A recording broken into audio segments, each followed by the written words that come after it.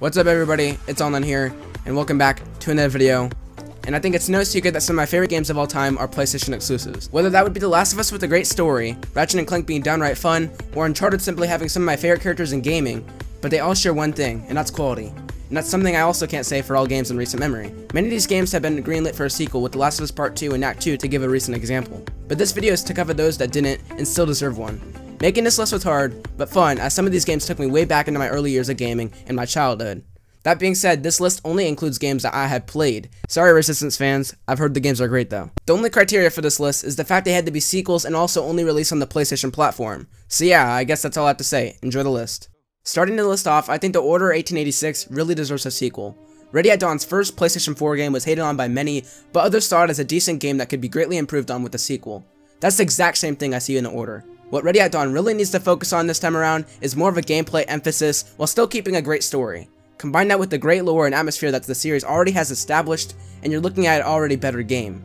Heck, they could even throw in a multiplayer and the game would be even better. With the original game being announced merely 4 years ago at E3 2013, surely their sequel could show up there this time around. I know it's unlikely considering the type of titles they've been working on recently and the fact they're also hiring for a new IP, but I still can't help but think that they'll come back to it one day. The Order 1887 comes in at number 5. If there was any message I took away from Knack 2's announcement back at PSX, it was that surely PlayStation All-Stars Battle Royale could get a sequel if Knack could. Battle Royale was a great game to many, filled with an awesome roster of characters, and was Sony's answer to Smash Bros. On the Wii. Despite the game doing worse than Sony would have liked, I could greatly see a sequel performing better than the original if the game looks promising. With the promising and diverse future of PlayStation giving us many new faces than ever before, the answer is so simple, Sony. Flood the roster of maps full of new content from new games such as Horizon Zero Dawn, Uncharted 4 Thief's End, Bloodborne, Spider-Man, God of War, and even Crash, and I could easily see many picking up this game just for those characters alone. Heck, it has been almost 5 years since the first game, so they could even do a lot of catching up to do with this game. You know, they missed on things like The Last of Us and maybe even Knack. Combine this with the already established roster, and seriously Sony, you could be onto something big.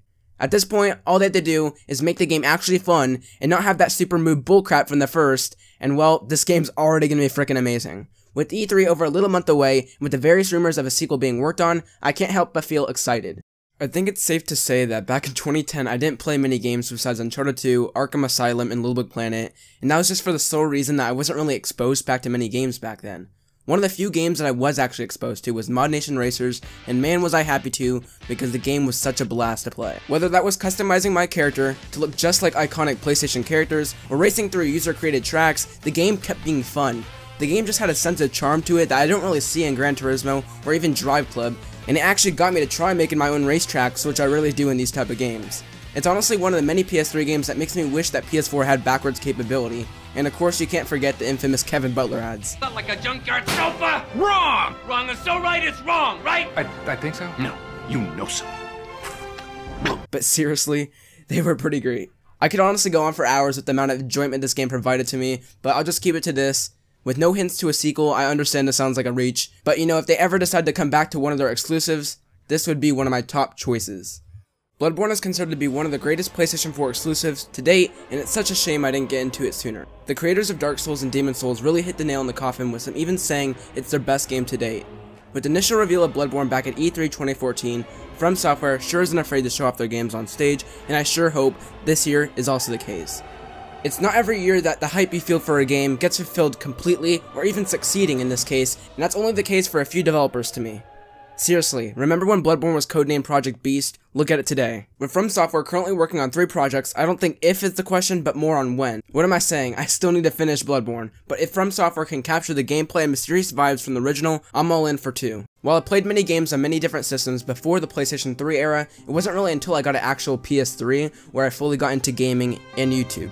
One of the first PS3 games that I played was Heavenly Sword, and for being a year 1 PlayStation 3 game, the game was phenomenal and was the first game that got me interested and immersed into its world. The game had satisfying gameplay and even had chunks of parkour movement in it, you know, kind of hinting to that, Uncharted era that I would later get addicted to. And also with that, Heavenly Sword came out merely 2 months before Uncharted Drake's Fortune, and it is really heartbreaking and sad to see that Drake got 3 more games, while Nariko still has yet to get another one. Heavenly Sword to me might be one of the most underrated games on the PS3, as I don't see many people talking about it like they do with God of War or Uncharted. Heavenly Sword even sold pretty well, with it racking in just over 1.5 million copies. Having recently been given a movie and the game put on PlayStation Now, Sony knows the possibilities this sequel could have. Being similar to God of War, I can only hope that Sony and Ninja Theory come back to this great PS3 title and reamp it just like God of War is getting. Man, Heavenly Sword needs a sequel.